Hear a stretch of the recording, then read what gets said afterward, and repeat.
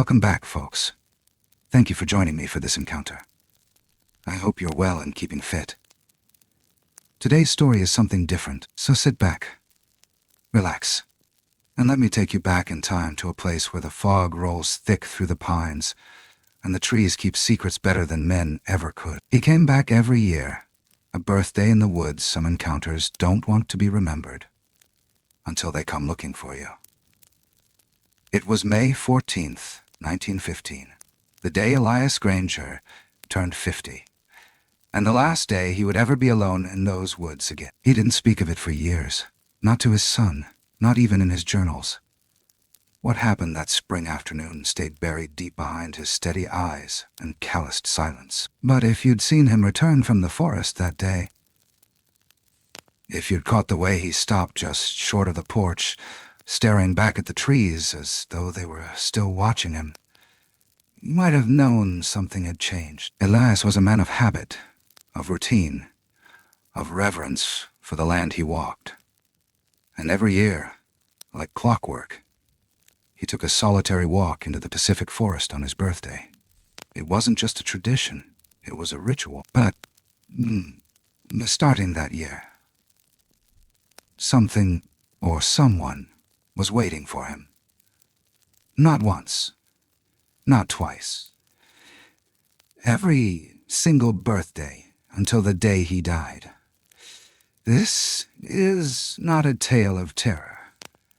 It's not even a tale of survival. It's the story of a quiet man, a forgotten town, and the ancient presence that found him in the silence of the woods and never let him go. Let me tell you how it began.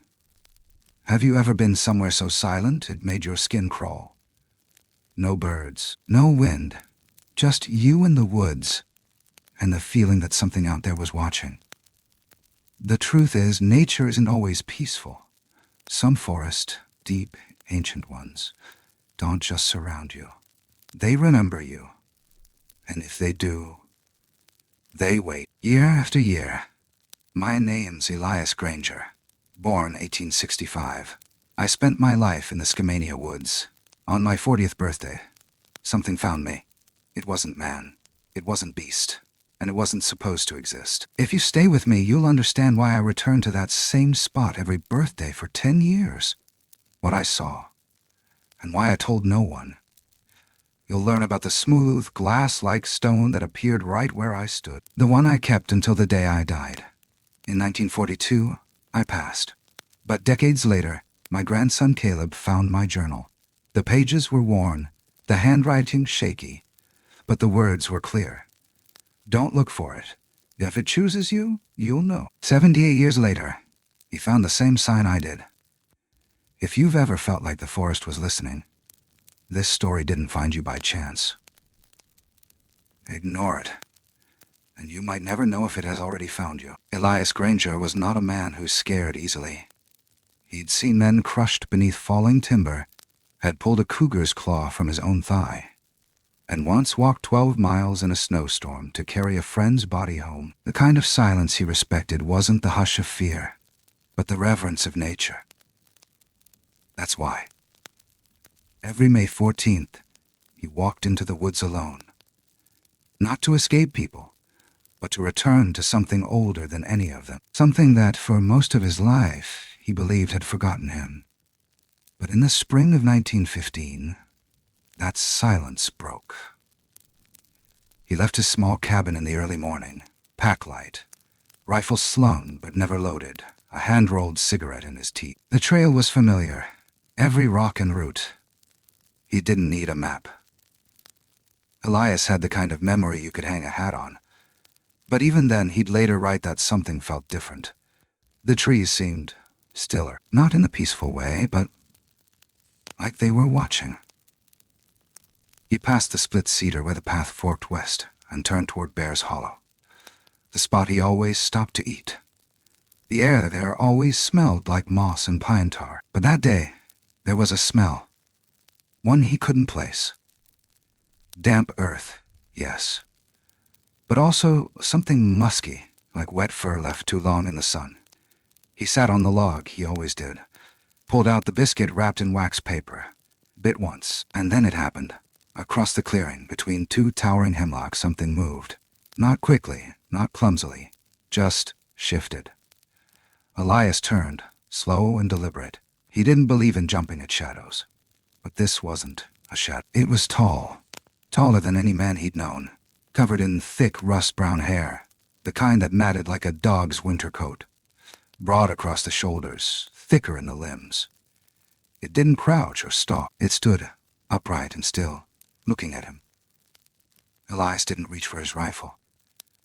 Something told him not to.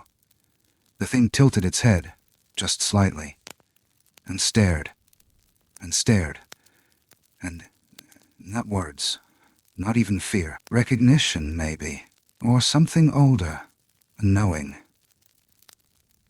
Then it turned with a grace that didn't match its size and disappeared into the trees like it had never been there at all. He didn't move for nearly an hour, just sat, half-eaten biscuit in hand, listening to the nothingness that had swallowed the clearing whole. He never told anyone what he saw that day. Not right away. But he returned the next year, and the next, because on some deep, unspeakable level, Elias Granger understood what had begun. And even then, he knew. It would come back. The town of Gray's Hollow wasn't on most maps. Not then. Not now. Just a scatter of cabins nestled deep in the folds of Washington's inland woods, wrapped in mist. The kind of place where news traveled slower than rain, and names carried further than time.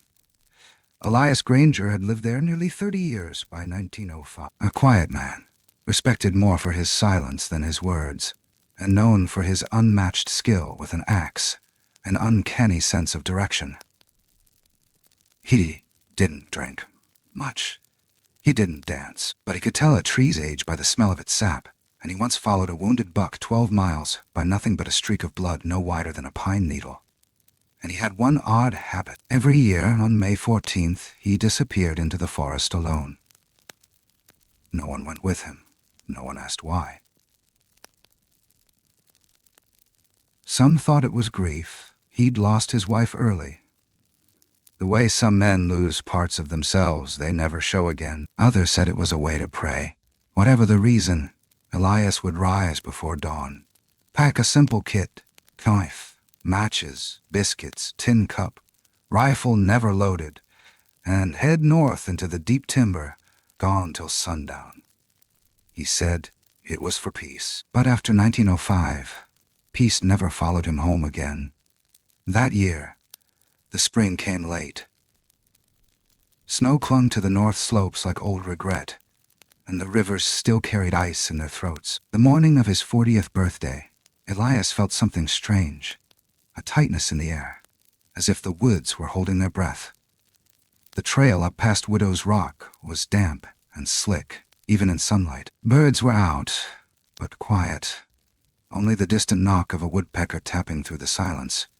He moved slower than usual, not out of fatigue, but caution. A sense, more gut than thought, that the forest didn't want him there. He brushed aside a low branch and stepped into a clearing he hadn't meant to find. It was circular, perfectly so, almost unnatural in shape, rimmed with ancient cedars that bent slightly inward like sentries. The air was cooler here, damp, still, and there, barely 50 feet ahead, was a shadow that wasn't cast by anything he could name. It wasn't moving, just standing. Upright, massive. Thick, dark fur clung to its frame like soaked wool. Its shape was wrong for a bear. Too wide in the shoulders, too long in the arms. The head was sloped, with no visible neck, and the legs bent like a man's. Elias froze, not from fear, at least, not the kind that made men scream, but a bone-deep certainty that he'd walked into something old, something sacred, something that had watched him long before had ever seen it, and then it turned, just enough to show one eye, a black, gleaming orb that didn't blink. It didn't run, didn't growl. It simply stepped sideways, one step, and was gone, swallowed by the forest like ink in water. Elias stood there a long time, longer than he would admit. Then he knelt, not sure why, and pressed his hand into the dirt where it had stood. The ground was cold. Not cool. Cold. As if whatever had been there had drawn the heat into itself. That was the first time. But not the last. Because when he came back in 1906, something had changed. Not just in the woods, but in Elias himself. The silence no longer comforted him. It waited. He felt eyes where there were no deer, and once he swore he heard breathing behind a ridge. Low, rhythmic, steady. Not animal, not quite human. In 1907 he found the first track. A print, clearer than snow, wide as a dinner plate, deep as if someone had dropped a stone straight down. 5 toes. No claw marks. Just there. As though left for him. Then came the sounds. 1908, near Firewatch Hill, he heard a whistle. One long note, high-pitched and hollow, echoing through the trees. It made his teeth ache. There were no birds for hours afterward. In 1909, it was stones placed in a circle near where he'd slept. Not scattered, placed, like a message he couldn't read. By 1910, Elias began writing everything down. Dates, locations, weather, dreams, the things he found, and the things that found him.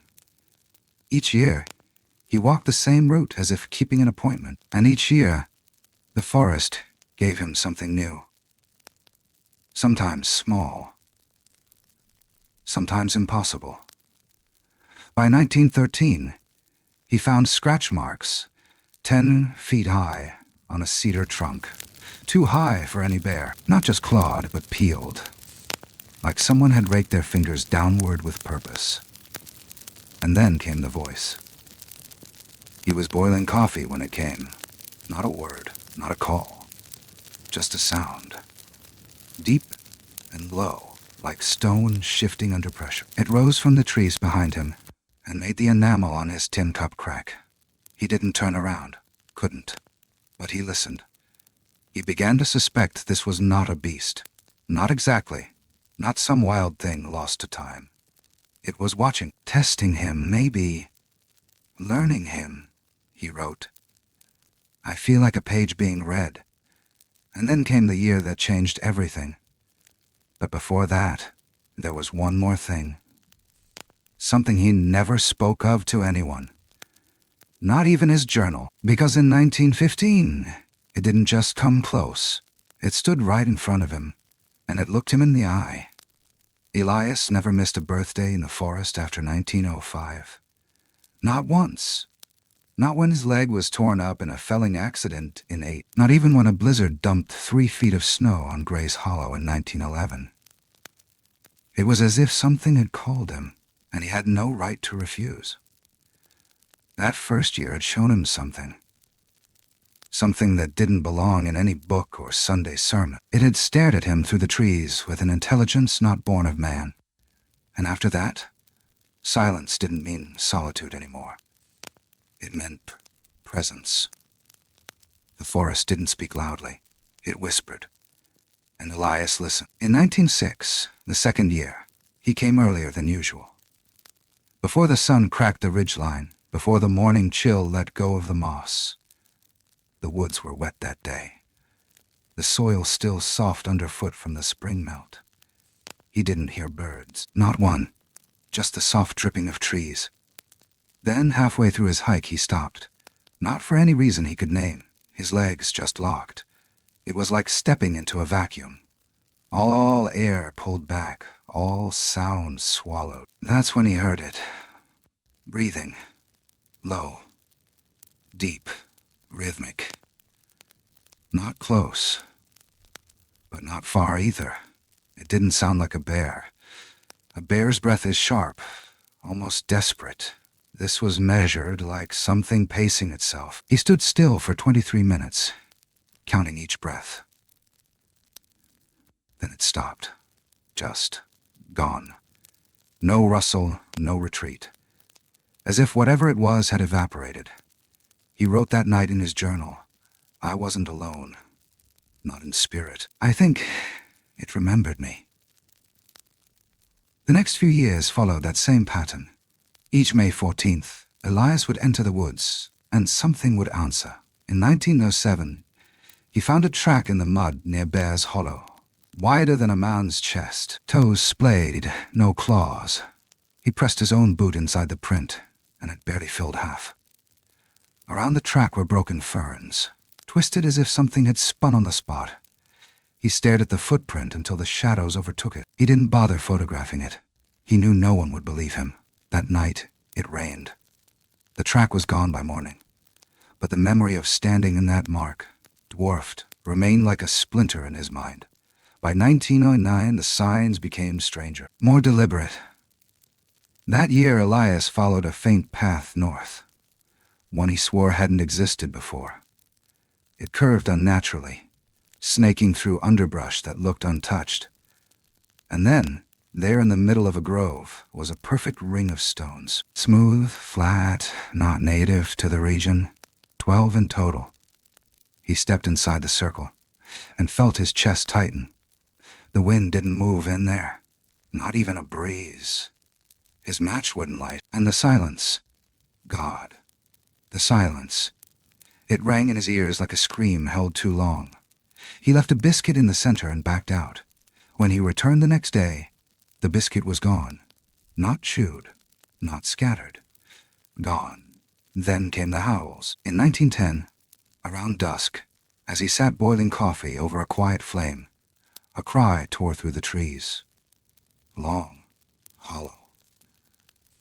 Not a wolf, not even close. Wolves yip and chorus. This sound was alone.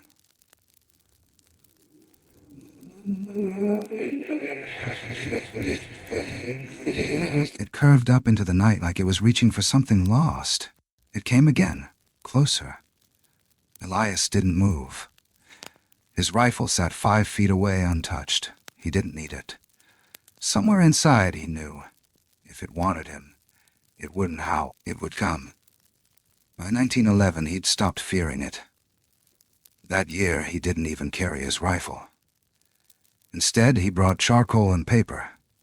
He tried to sketch the shape he remembered from 5. But every time he drew its eyes, he had to stop. He couldn't get them right. They weren't beast eyes. They were aware. That year, he heard it again, just one step behind him as he walked. Never closer, never faster, but always there, as if it knew where he was headed and didn't want to get in the way. That was the year the dreams started. In them, Elias stood in the same clearing, but the trees were gone. Just the stumps, clean and blackened, smoke in the sky, and in front of him stood the shape. But this time it spoke, not in English, not even words. It hummed low and steady, and though Elias couldn't understand the language, he knew it was telling him something, warning him. In 1912, the dream stopped, but the real world got stranger. That May, he found scratch marks, 9 feet up a pine trunk, not torn bark, peeled, as if something had dragged its hand down slow and steady. The bark hung like ribbon. There was no sap, no insects. The wound was clean, and beneath it, a single pine cone had been placed on a stone, a gift, a warning. Elias didn't touch it. Then, in 1913, he began to hear voices, not conversations, just one voice, his own, repeated back to him. He'd mutter to himself, and then 5 minutes later, the same sentence would come back from the woods. Soft, twisted, like a memory echoing off wet stone. He stopped speaking after that, until, and here it is, the part he almost didn't write down, until 1914. That was the year something watched him in daylight. He climbed up to North Ridge, the highest point in his usual route. From there, he could see the valleys below, the lake, even the roof of his cabin in the far distance. And then he saw it, clear as day, across the ridge, standing still, arms at its sides, the The same shape. Taller now? Or was he just closer? It didn't move. It didn't need to. Because Elias felt a pull in his chest. A thrum, like his blood recognized the thing across from him. Not fear, not awe. Something older. Something that whispered to his bones. He stared. It stared, and then it raised a hand, just a little, and lowered it again. It had seen him. It had known him. And it was waiting. But for what? He didn't find the answer that year. But the next would not be just another birthday, because in 1915, he would walk farther than he ever had. And what he would see would change him forever. By the time 1915 arrived, Elias Granger didn't question the ritual anymore. It had gone beyond tradition. The forest expected him now, and somewhere inside him, he'd stopped resisting that call. On the morning of his 50th birthday, he awoke before first light with a sense of purpose he hadn't felt in decades. Not dread, not excitement. Something else, as if a page was about to turn and he already knew what was written on the other side. He packed lighter than usual. No rifle this time. No charcoal, no maps. Just a tin cup, some biscuits, and his old leather-bound journal. That day he chose a path he'd never taken. Northeast, deeper into the tree line, past a ridge known only by word of mouth. Whistler's Edge. They said the wind there didn't blow right. That it curved back on itself made men dizzy. Elias didn't care. He wasn't looking for safety. He was looking for the thing that had been looking for him. The air turned cooler past the second ridge. Not with altitude, but density, like wading into deep water. The trees here stood straighter, taller. Cedars with bark like wrinkled hide, their tops lost in mist. The ground went soft, spongy underfoot, thick with moss that drank sound. His own breathing sounded too loud, intrusive. So he stopped talking to himself altogether. The only sound that followed him now was the low squeak of his boots and the occasional drop of water finding earth. By mid-morning, the light changed. No clouds, no shadows. Dust, less of it. Dim like dusk, but without a sun to set. That's when he reached it, the place he hadn't known he was walking toward. A basin, ringed by timber older than anything man had cut. The clearing at its heart pulsed with stillness. It was perfect, untouched, the kind of place you felt you had no right to enter. But Elias did. He stepped forward, and that's when the pressure changed. Ears popped. Blood thudded in his chest like a warning drum. And then it moved. Out of the tree line, not with a crash or charge, but with a grace that betrayed its size, came the figure. 7. 8 feet tall. Covered in that same deep, reddish-brown hair. The sunlight, weak as it was, glinted off its shoulders like water over stone. Its hands, large, articulate, not clawed but thick with muscle, hung at its sides like pendulums. It didn't stalk. It didn't lurch. It just stood. Elias froze, and the way a deer does when it realizes it's not alone. His hands stayed loose at his sides, his breath shallow. But it was the eyes that undid him. They weren't glowing. They weren't monstrous. They were curious, dark, reflective, and full of something that should not have been there. Recognition. The creature tilted its head just slightly. A gesture so familiar it made Elias feel exposed. Studied. Like it wasn't just seeing him. It was remembering. And then it nodded. Just once. Slow. Deliberate. And in that nod, Elias felt the weight of something impossible settle across his shoulders. Not fear. Not even awe. But a sense that he had just been marked. Welcomed, maybe. Or warned. He didn't move. Not yet. He couldn't. The creature turned, stepping backward into the shadows between the trees, and within seconds it was gone. Not like it had fled, just like it had never been, as if the forest had closed around it. Elias didn't follow. Instead, he looked down. At his feet, sitting square in the center of a flat patch of soil, was a stone. Not an ordinary one. It was round, smoothed perfectly, unnaturally even, with a weight that didn't match its size. When he picked it up, it was cold, but not forest cold. Deep cold. Ancient. It felt like something that had waited. He kept it, wrapped it in a kerchief, and tucked it into his pack like an offering he had no choice but to accept. And then, slowly, he walked back the way he came. He didn't write anything that night. Didn't eat. Didn't light a fire. He just sat on his porch, stone in his lap, eyes fixed on the woods. And when his son asked the next morning what he saw, Elias said only this: "I don't think it meant to scare me.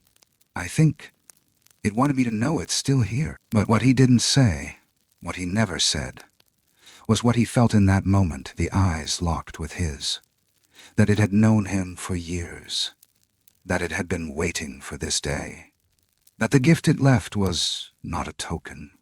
It was a promise, and in that promise was something Elias could never name out loud, not even in the pages of his journal. Something bigger than belief, older than story. He called it the shift. And from that day on, Elias Granger was not just a man who had seen something. He was the man it had chosen. Caleb Granger never knew his grandfather in the way stories should allow. By the time he was old enough to ask questions, Elias had already become more memory than man. Just a stiff photograph on the mantel, and a name said in quiet tones over coffee. He was a good man, they'd say. Kept to himself. Saw things nobody else did. But Caleb was never satisfied with those kinds of answers. There was always a weight behind those words. Something left unsaid, like everyone was protecting a secret that didn't belong to them. It wasn't until the spring of Caleb's 28th year, long after his father had passed, and long after Gray's Hollow had become more shadow than town, that he found the box. He hadn't been looking for it. He'd been clearing the attic of the old family cabin, preparing to sell the property. Mold had taken to the walls. The floorboards buckled from years of wet rot. Mice had made nests in the drawer bottoms, but something had told him to stop, to turn back just once more before leaving. And when he did, he saw it. Wedged behind an old trunk, tucked under a pile of mildewed canvas, an unmarked wooden box. Simple, cedar, no lock, no hinges, just held shut with a strip of leather gone brittle with time. Inside, a journal, aged and weather-worn, pages yellowed but intact, filled with a steady, looping hand. And beneath that, the stone. He didn't understand what he was holding at first. It wasn't just the weight, it was the temperature.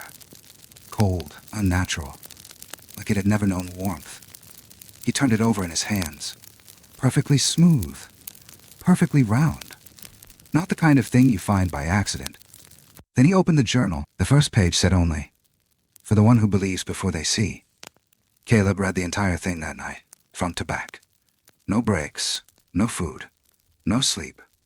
The entries weren't just observations. They were confessions. A record of yearly journeys into the deep woods, of encounters too precise and consistent to be imagined. It read like scripture, measured, reverent, deliberate, and more than once, Caleb found himself whispering aloud, mimicking the old man's tone as if Elias had never left the room. He couldn't stop thinking about the 1915 entry, about the nod, the stone. The stone, he held it again and understood. For the first time that it wasn't just a keepsake. It was an invitation. A few weeks later, on May 14th, Caleb packed a small bag, just as Elias had. No GPS, no compass, just the journal, the stone. a camera he didn't expect to use, and a quiet hunger to know if any of it was true. The woods hadn't changed much in half a century. Maybe the trees leaned a little closer.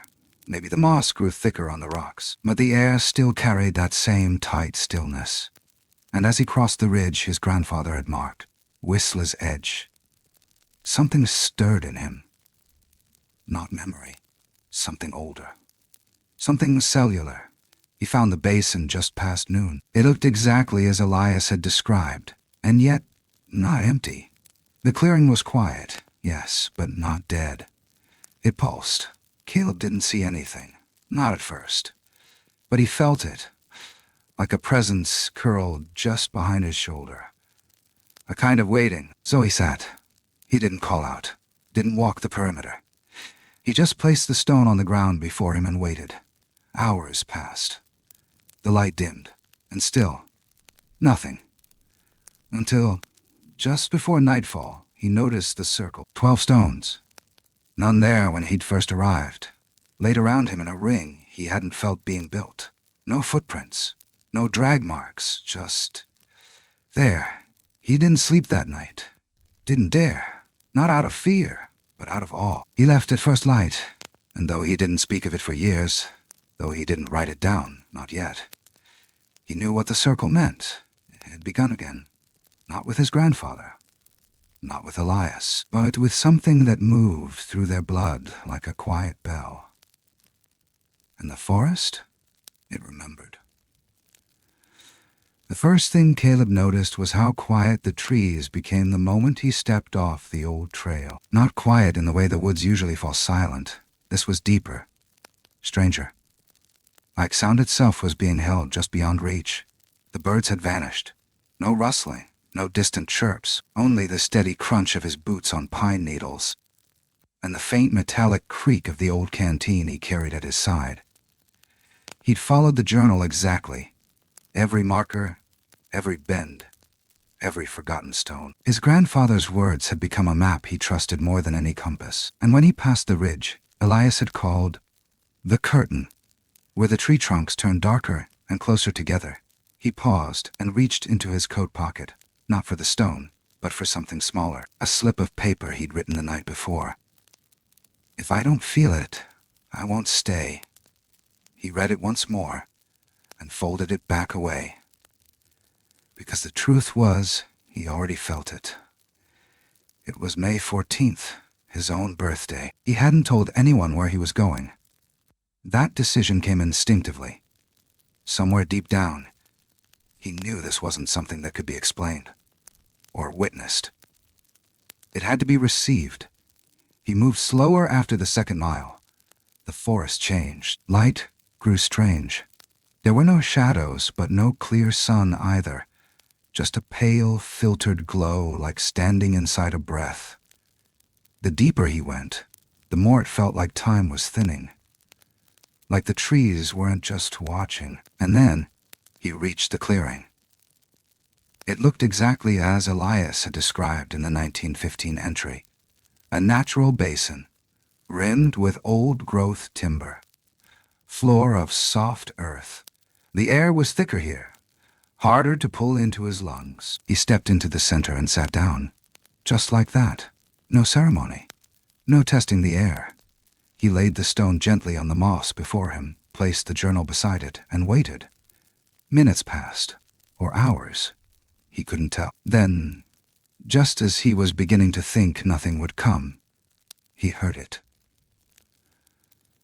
A single footstep, soft, heavy, not near. But not far either. He didn't move, didn't look up. His fingers dug unconsciously into the dirt at his sides. Another step, this one closer.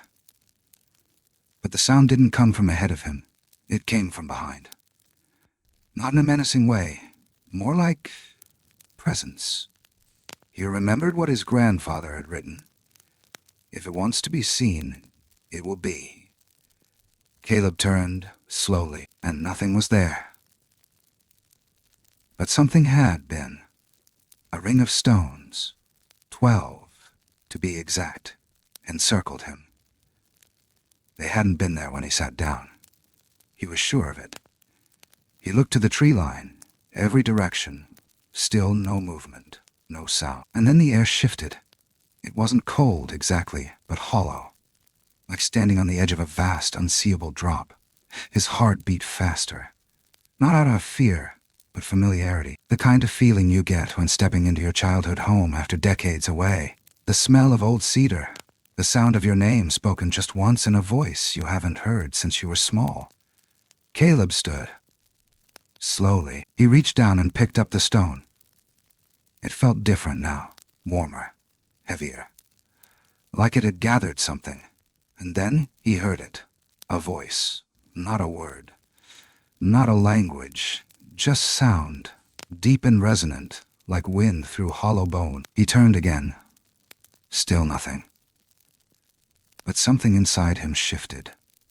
Not an epiphany, not even understanding, but surrender. He left the basin before nightfall, never turning back. The trees let him go without question, but not without memory. He felt that in his bones. Back at the cabin, he didn't speak for 3 days. He didn't tell his wife where he'd been. Didn't answer the phone when his brother called. He just sat on the back porch, the stone in his hand, the journal in his lap, and the wind teasing the edge of his collar. He'd written nothing yet. Not a single word, because what he had seen wasn't visual. What he had wasn't sound. And what he now carried inside him was not a story. It was an inheritance. One passed not through blood alone, but through belief. But here's the part he never told anyone. Not even later, not even after others started asking. He wasn't alone in the clearing, not really. Because for just a second, right before he left, just before he stepped past the 12th stone, he saw his grandfather, not as he looked in the photographs, not stiff and posed in a Sunday suit, but standing exactly where Caleb had stood. Same posture, same eyes, same nod. And behind him, just beyond the trees, something tall.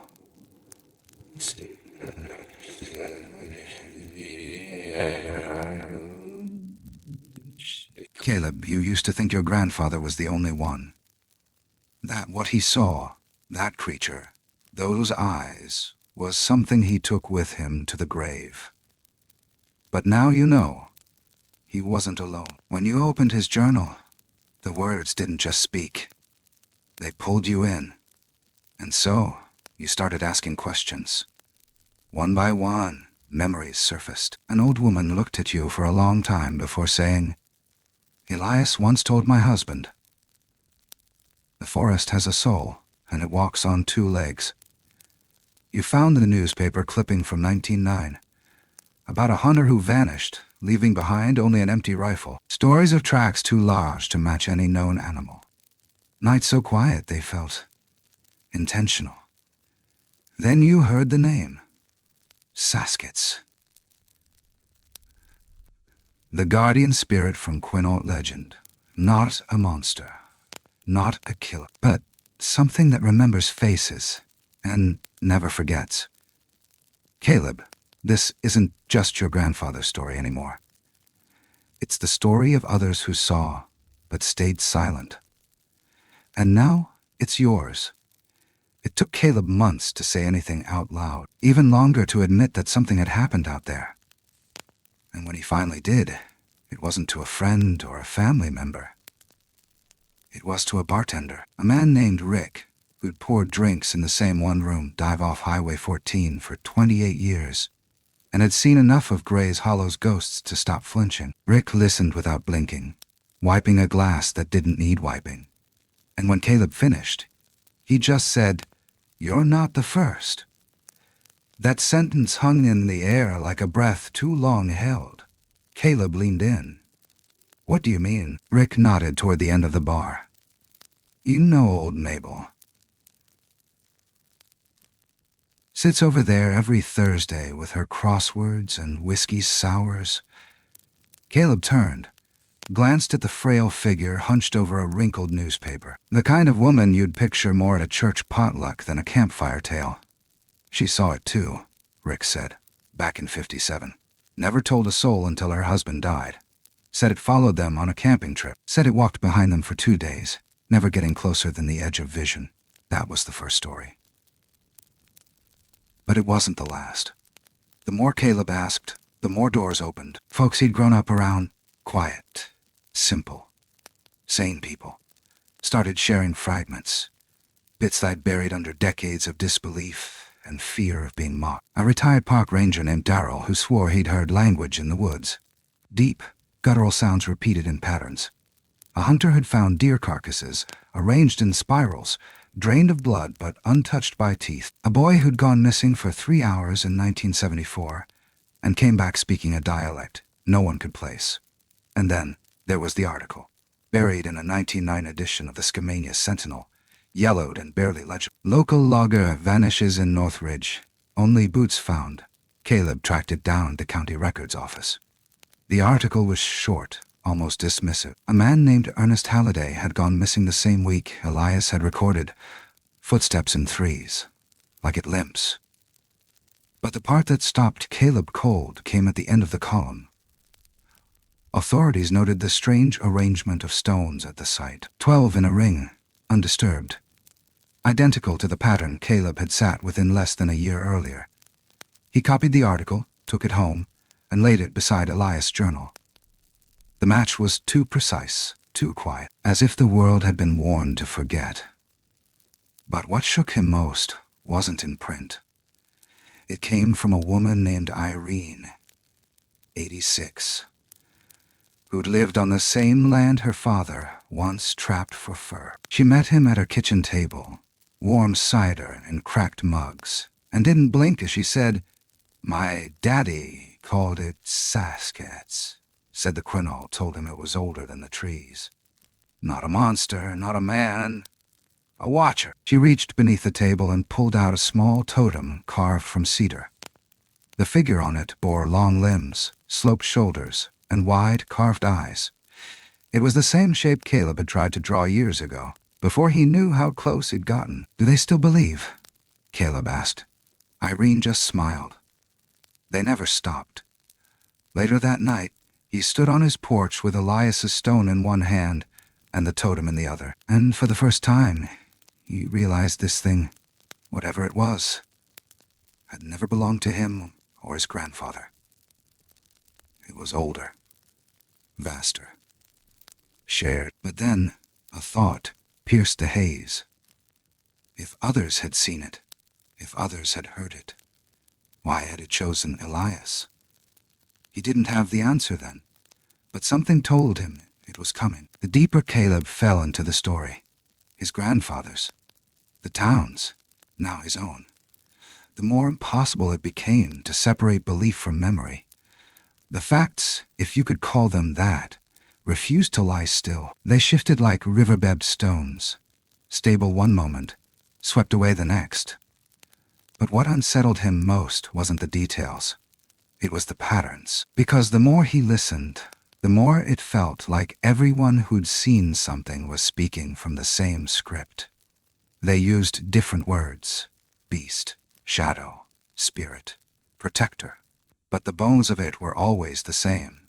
Something out there knew them, and it didn't just appear, it returned. Caleb pinned the evidence across his wall like a map of breath. Dates, names, descriptions, and then the anomalies. Stories where the creature wasn't just witnessed, it responded. The arrangement of stones, the footprints that stopped mid-step, as if it had simply vanished. He didn't want to call it Bigfoot. That word, bloated by tabloids and men in cheap gorilla suits, felt too small, too performative. This wasn't a monster hiding from the world. It was something the world had been trained to stop seeing.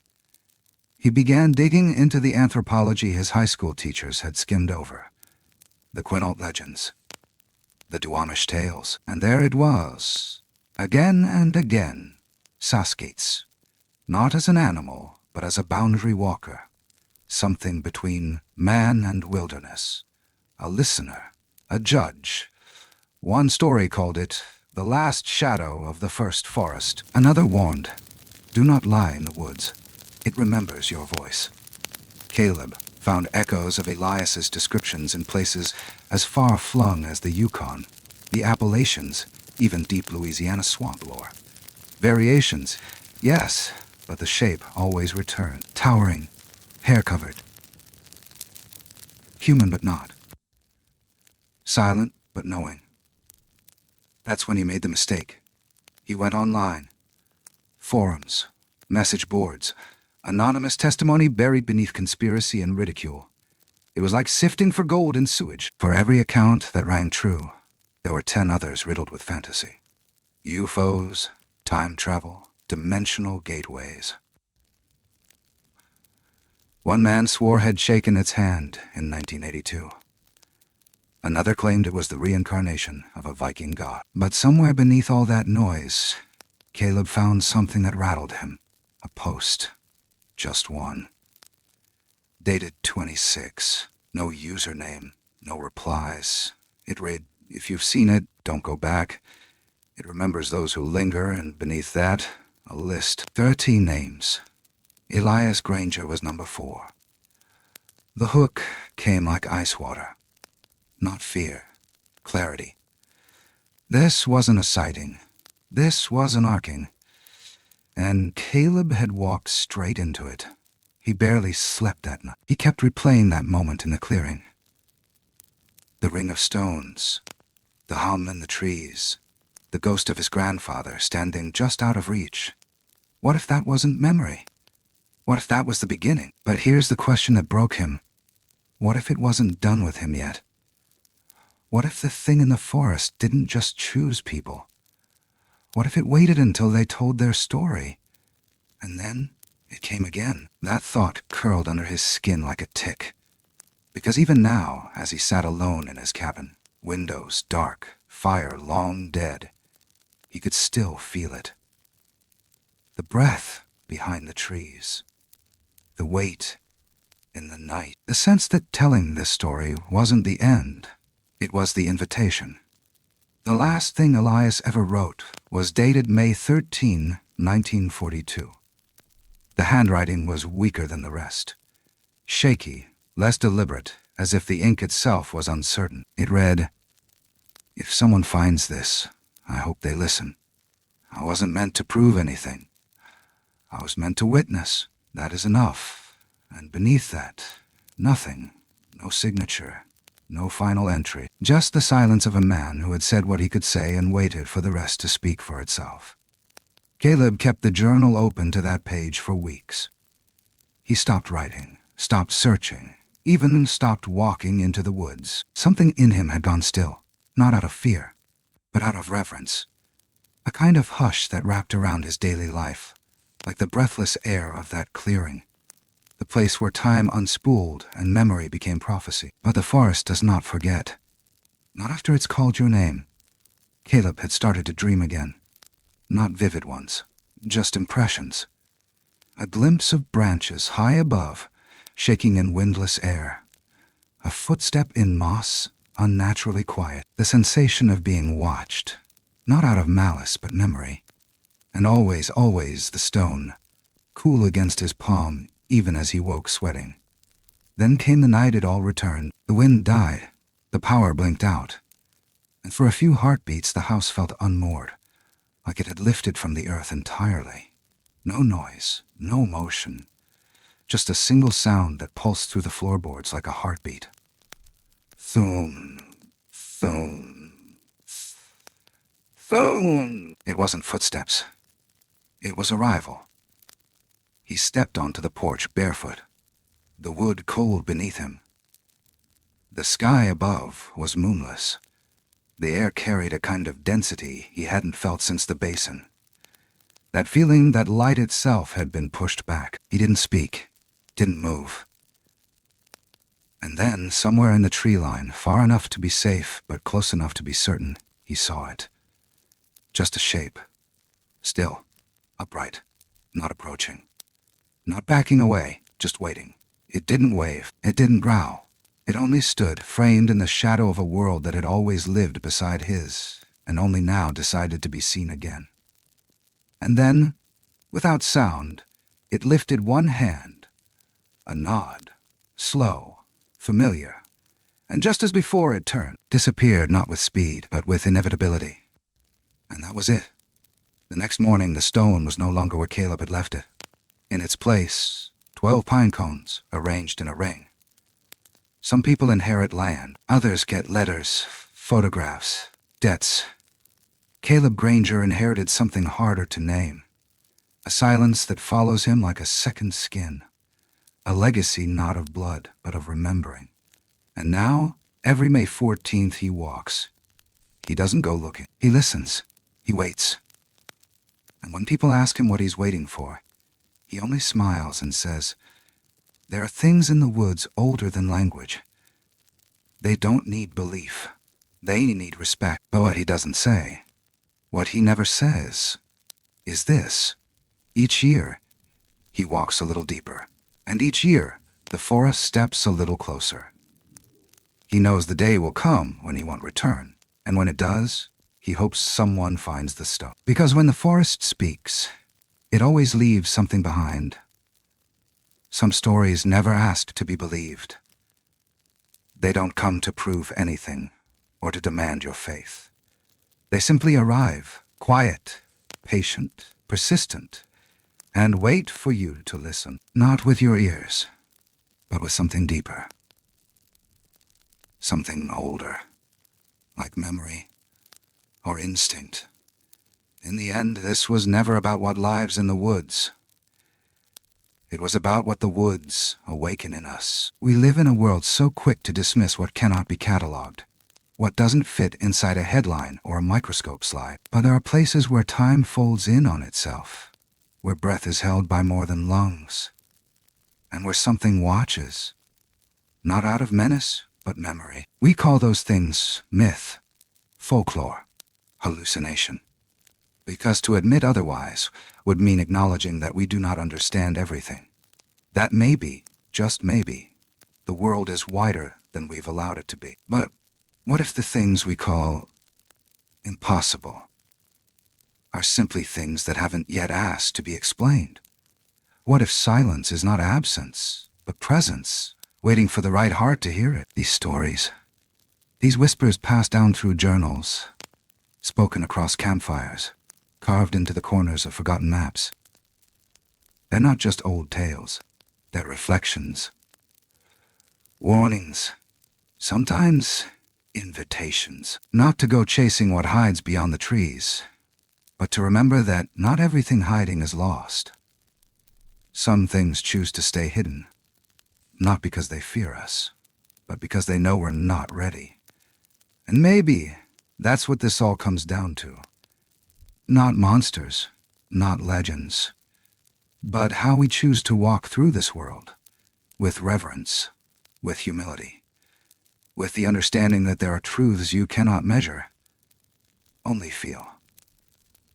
Thank you for walking with us tonight. If this story stirred something in you, an old memory, a quiet question, a chill that didn't come from the wind, would love to hear it. Leave a comment below, share your thoughts, or even your own encounters. And if you'd like to hear more tales like this, true or maybe true, the kind that linger long after the last word, consider subscribing and following our journey.